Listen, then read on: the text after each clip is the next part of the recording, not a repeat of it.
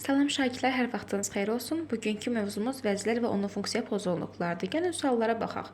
Müvəqqəti daxili sekresiya vəzsidir. Bilirsiniz ki, sarı cisim və cift müvəqqəti daxili sekresiya vəzsi sayılır. Cavab olacaq A variantı. Həm daxili, həm də xarici sekresiya vəzsidir. Demək ki, bunlar qarışıq vəzlər sayılır.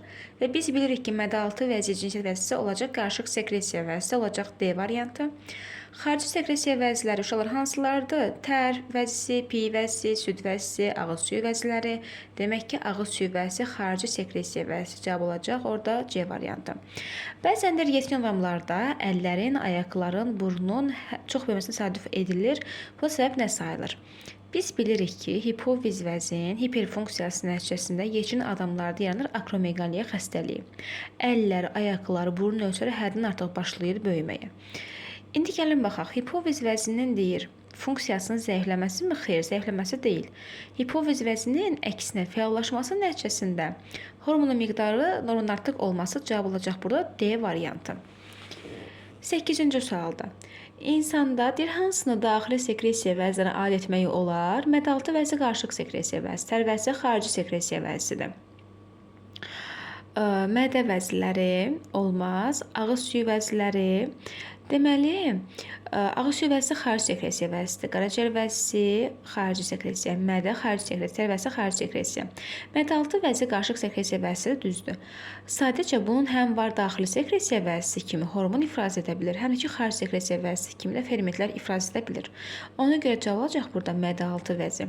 Deməli, həm daxili sekresiya kimi vəzidir, həm də xarici sekresiya vəzisinə deməli bənzəyir. Qana deyir, hormon ifraz edən orqanlar hansılardır? Hormon sözünü görsə, deməli, bunlar hansı hormonlar, deməli, hansı orqanlar olacaq? Qaraciyər və mədə vəzləri, qalxana bənzər vəzi və hipofiz vəzisi, göz yaşı və tər vəzləri, apendiks, dalaq, ağciyərlər və piy vəzləri, qana hormon ifraz edən vəzlər, deməli, bunlar daxili sekresiya vəzisidir. O da B variantına baxırsınız, qalxana bənzər vəzi və hipofiz vəzisi. Daxili sekresiya vəzisi qana hormonu ifraz edən vəziyə aiddir. Sevinç və kədər hissini yaradan adrenalin hansı vəzinin hormonudur? Börəküstü vəzinin hormonları adrenalindir, bir də noradrenalin hormonlardır. C variantı olacaq. Qana hormon ifraz edən vəzlərə aid deyil. Demək istəyir ki, yəni daxili sekresiya vəzisinə aid deyil. Deməli, A variantında qalxana bənzər vəzi aiddir. B-də qaraciyər və ağız suyu vəzləri, bəli, bunlar hormon ifraz etməyən vəzlərə aiddir. Cavab olacaq B variantı. Börəküstü vəzi aiddir, cinsiyyət vəzləri mədə-altı vəzini, bəli, bunda hormon ifraz edə bilir, hipofiz və epifiz hormon ifraz edə bilir. Olacaq cavabımız B variantı.